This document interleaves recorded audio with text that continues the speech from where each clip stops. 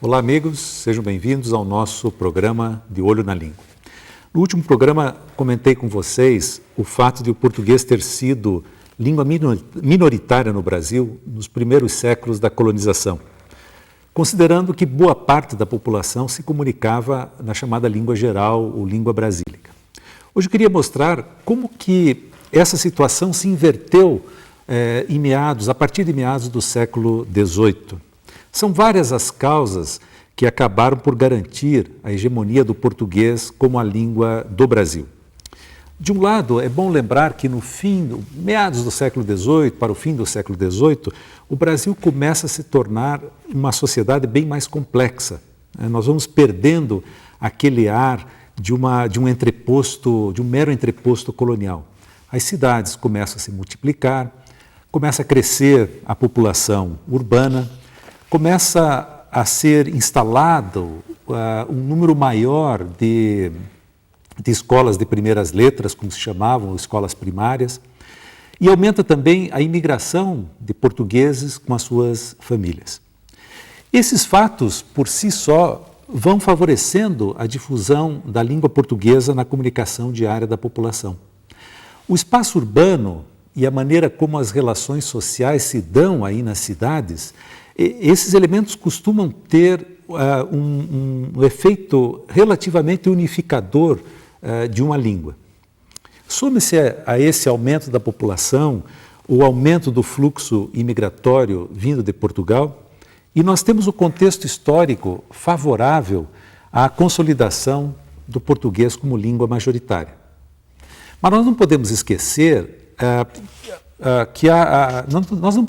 a ação deliberada do Estado português no sentido de garantir que o português se transformasse na língua majoritária do país.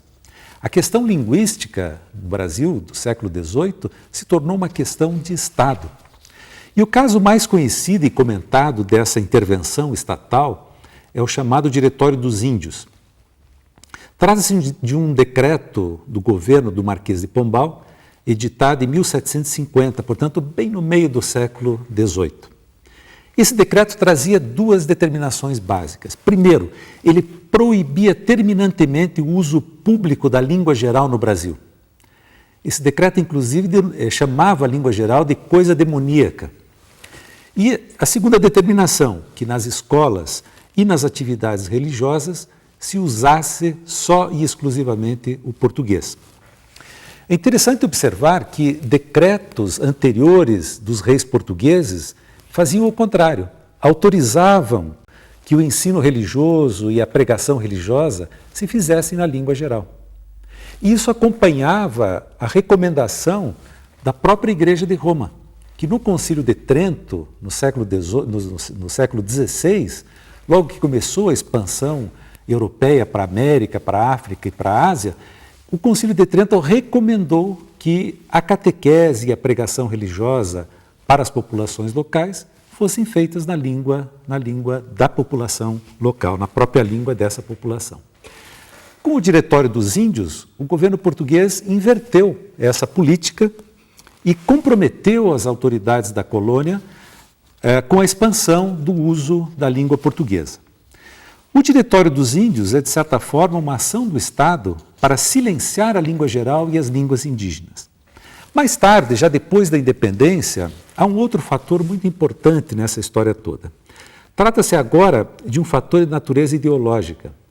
A nossa elite letrada e política, logo após a independência, tinha um desejo de construir um país branco e europeu. Imaginem só. O Brasil tinha uma grande parcela da sua população de origem africana. Boa parte do seu território estava ocupado pelas populações indígenas. Boa parcela também da população do Brasil era miscigenada, de todas as etnias que aqui se encontravam. E a elite querendo construir um país branco e europeu. Ora, para sustentar esse sonho, a elite brasileira teve que virar as costas para o país, certo? Teve que ignorar o Brasil real. sonhar inclusive com o embranquecimento da sua população. Aquilo que hoje nós reconhecemos como uma das nossas forças, ou seja, a diversidade étnica e a miscigenação, era simplesmente desprezado pela elite no século XIX. E uma das ações ideológicas da elite nesse período foi justamente em relação à língua. Ela começou a disseminar um discurso negativo sobre a língua portuguesa que se falava no Brasil. Vejam se vocês não reconhecem esse discurso. Ele ainda está presente entre nós. A elite começou a dizer que no Brasil não se fala bem o português, que os brasileiros falam errado, que os brasileiros não cuidam da sua língua. Os brasileiros, né? Veja a elite falando, os brasileiros não cuidam da sua língua, falam errado, falam mal o português, não sabem falar. O que incomodava a elite? A maneira como a maioria da população falava. Até hoje nós temos esse complexo de vira-lata a respeito do português no Brasil. Sempre uma atitude negativa, sempre quando estamos frente à questão linguística, nos colocamos numa posição de inferioridade. Sempre essa cultura infame do certo e do errado.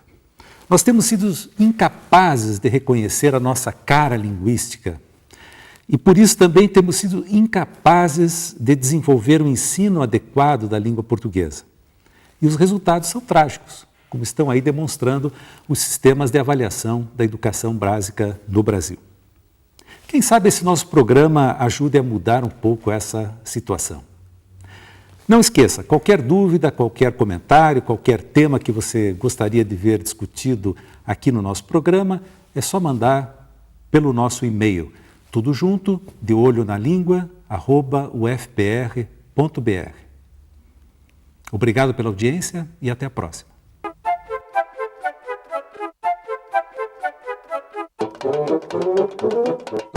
Thank you.